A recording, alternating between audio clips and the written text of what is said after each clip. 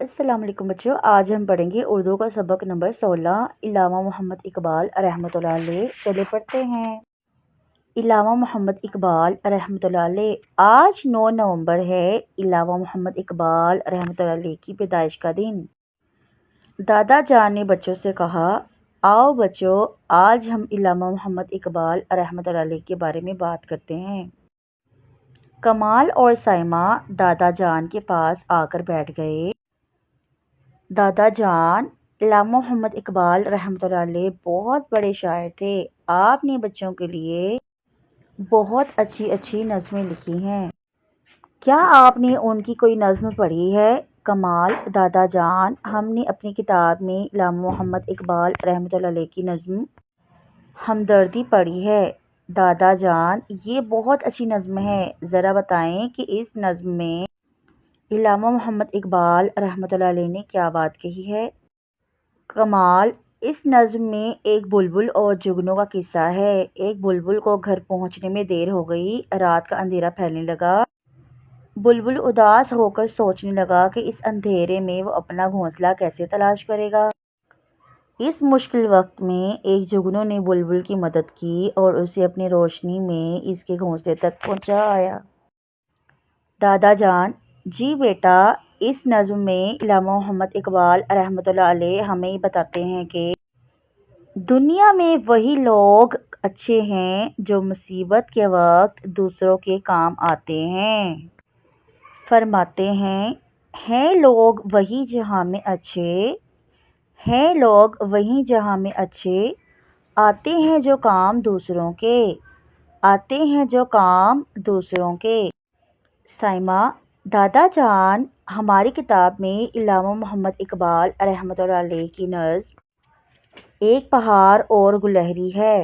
دادا جان، واہ، یہ تو بہت دلچسپ نظم ہے۔ اس نظم میں علامہ محمد اقبال رحمۃ اللہ علیہ نے پہاڑ اور گلہری کا قصہ بیان کیا ہے۔ سائمہ بیٹی، وہ قصہ تو سنائیں ذرا۔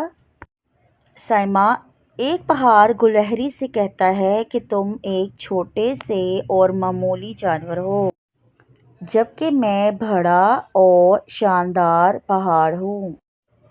اس پر گلہری اسے جواب دیتی ہے کہ خیر میں چھوٹی ہی سہی، لیکن تم ذرا یہ چھالیاں ہی توڑ کر دکھا دو۔ دادا جان، جی بیٹی، گلہری پہاڑ کا خوب مقابلہ کرتی ہے۔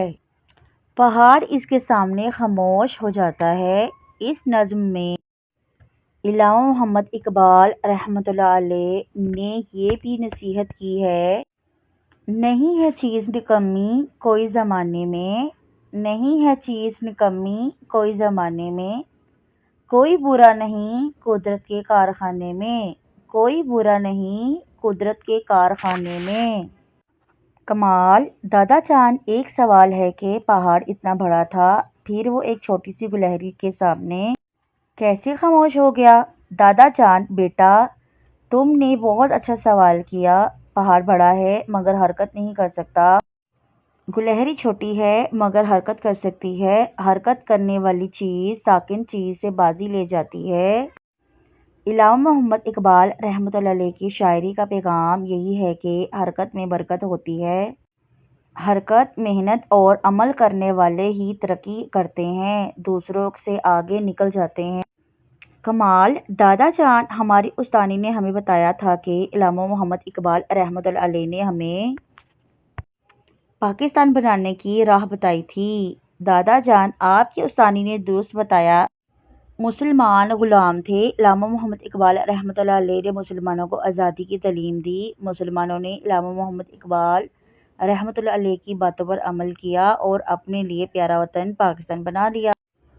اس لیے ہم علامہ محمد اقبال رحمۃ اللہ علیہ کو اپنا قومی شاعر کہتے ہیں۔ بچوں نے دادا جان کا شکریہ ادا کیا جنہوں نے علامہ محمد اقبال رحمۃ اللہ علیہ کے بارے میں اتنی اچھی اچھی باتیں بتائیں۔ تو جی بچوں، آپ کو یہ ویڈیو کیسی لگی؟ ویڈیو پسند آئے تو لائک کریں، پیارے پیارے کمنٹس کریں، ہماری ویڈیو کو زیادہ سے زیادہ شیئر کریں اور ہمارے چینل کو سبسکرائب کریں @LearnWithBia۔ Thanks for watching. اللہ حافظ۔